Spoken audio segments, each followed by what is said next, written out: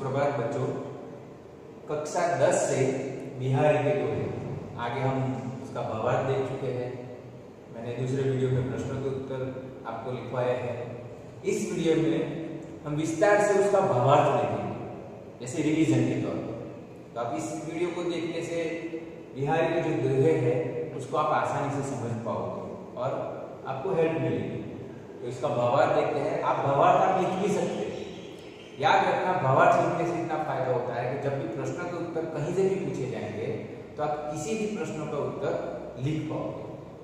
पहला दोहा देखते हैं कि सोहत कोडे पिटु पटु श्याम सलोने गार मनो नीलमणि शैल पर आततु परियो प्रभात। इसका भावार्थ है कि इस दोहे में बिहारी श्री कृष्ण के सौंदर्य का वर्णन करते हुए कहते हैं कि भगवान श्री कृष्ण के सांवले शरीर पर पीले वस्त्र अत्यंत सुशोभित हो रहे हैं।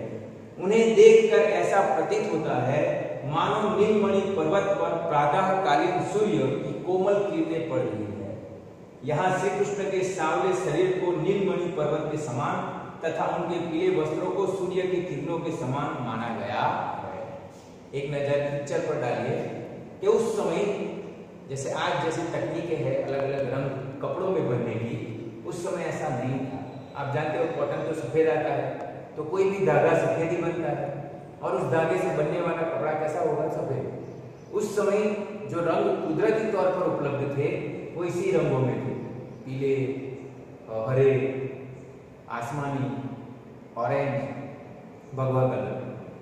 तो ये पीले कपड़ों में, तो कृष्ण को कंपेयर किसके साथ किया गया है? नीलमणि पर्वत के साथ। और उनके पीले कपड़ों को तो सूर्य की जो किरणें हैं जो नीलमणि पर्वत पर पड़ती है सुबह सुबह, प्रातःकालीन मतलब सुबह सुबह, तब कोमल किरणों से जो पीला वातावरण खड़ा होता है, जो गोल्डन जैसा आभास होता है, सुनहरी किरण जिसे हम कहते हैं, वैसे इन्हें दिखाया गया है। तो कवि का, बिहारी का इनकी तरफ की भक्ति समझिए या प्रेम समझिए कि कृष्ण में इतने लीन है कि उनके कपड़ों और उनको वो नीलमणि पर्वत और सूर्य की सुबह की पहली किरण के समान दिखा रहे हैं।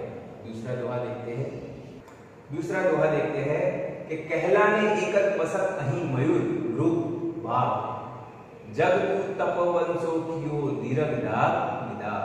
फिर से दोहा सुनिएगा कि कहलाने एकत बसत नहीं मयूर रूप भाव जब तू तपोवंशो कियो दीर्घ दाग निदाग। भावार्थ है कि इस दोहे में कवि बिहारी ने गर्मी की भीषण दोपहरी का वर्णन करते हुए लिखा है कि इस भीषण गर्मी से बेहाल होकर सांप, मोर, हिरण और बाघ एक ही स्थान पर आकर बैठ गए हैं और पानी का सेवन कर रहे, पानी पी रहे हैं, अपनी प्यास बुझा रहे हैं। कवि के अनुसार भयंकर गर्मी ही इसका कारण है।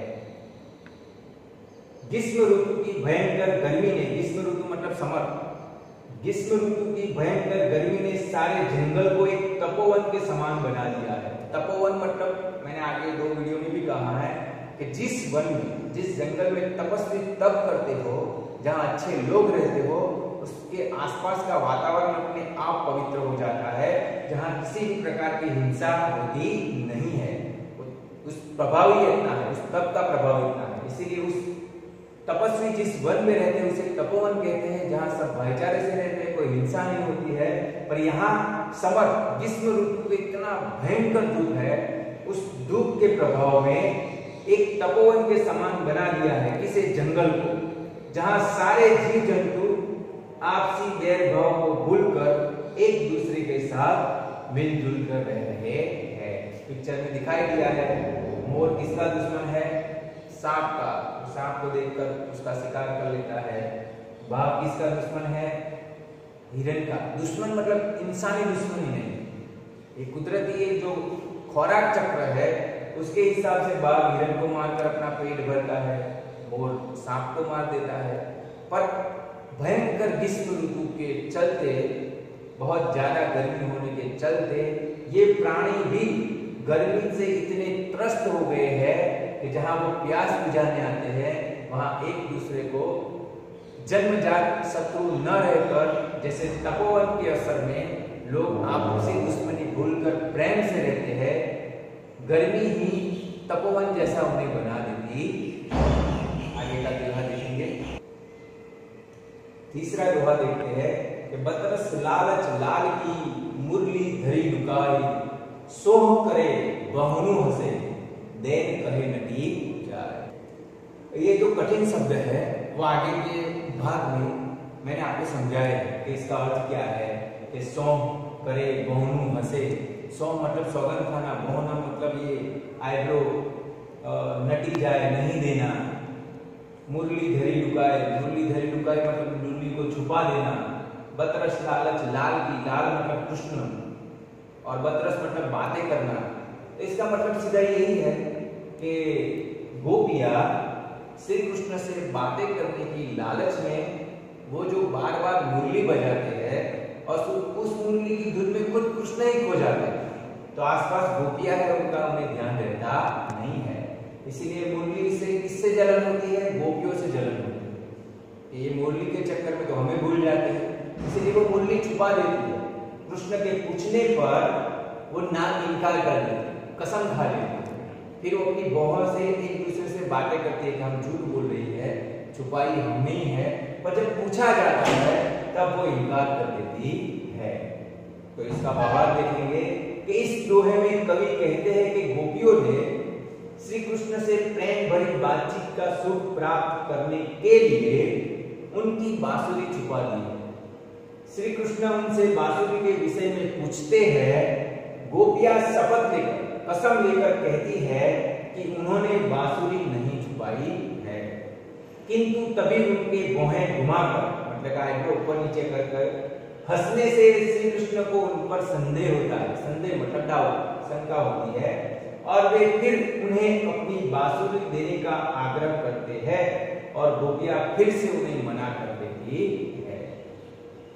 इस भाग में हम 3 लोगों का भावार्थ लेंगे। आप सभी बच्चे जो मुझसे पढ़ चुके हैं वो सारे जानते हैं कि दोहे या कविता में ठीक से गा नहीं पाता हूँ, इतना अच्छा मेरा कंठ नहीं है।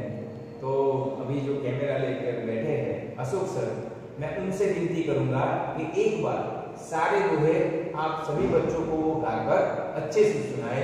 मैं अपेक्षा करता हूँ आप बहुत सुंदर तरीके से उन्हें सुनेंगे और दोहे का रसपान करेंगे। धन्यवाद।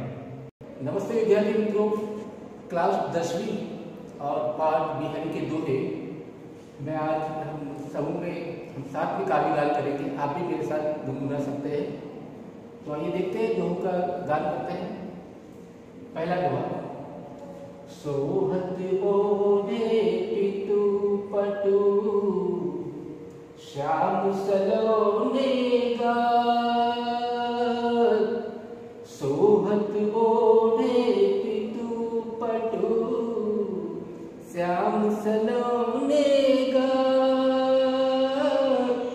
मनोनील मणि सैल पर आतप पर्यो प्रभात बिहारी।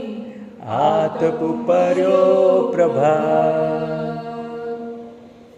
कहलाने एकत बसत अहि मयूर मृगबाग।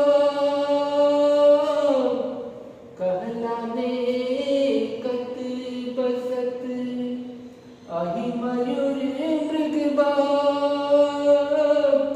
जगत तबो बन सो कियो दीरघ दाग निदाग बिहारी।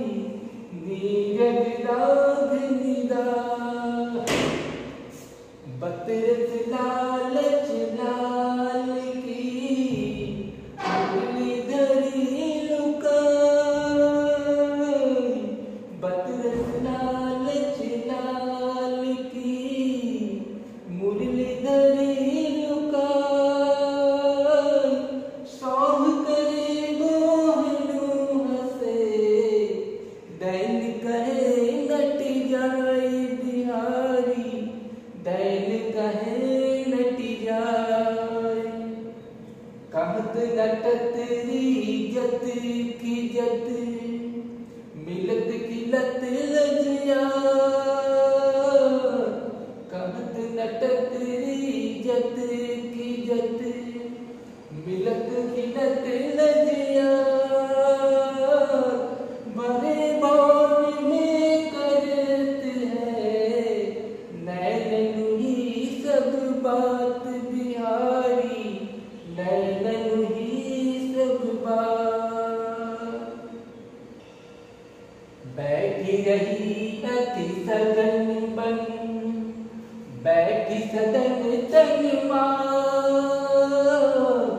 बैठी रही अति सदन बन, बैठी सदन तन मां।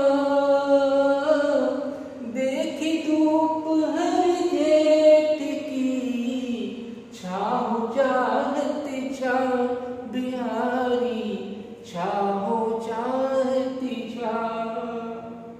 कागज पर लिखत बनत, कहत संदेश न जा, कागज पर लिखत न बनत, कहत संदेश न जा। कहीं है सब तेरो मेरे ही की बात बिहारी, मेरे ही की बात। प्रगट भये ब्रजराज कुल, सुबस बसे ब्रज आए, प्रगट भये ब्रजराज कुल, सुबस बसे ब्रज आए। मेरे रो कलेश सब, केशव केशव राय बिहारी, केशव केशव राय। जप माला छापे तिलक, सरे नए को जप माला छापे तिलक, सरे नए को मन का नाचे वृथा, साचे राचे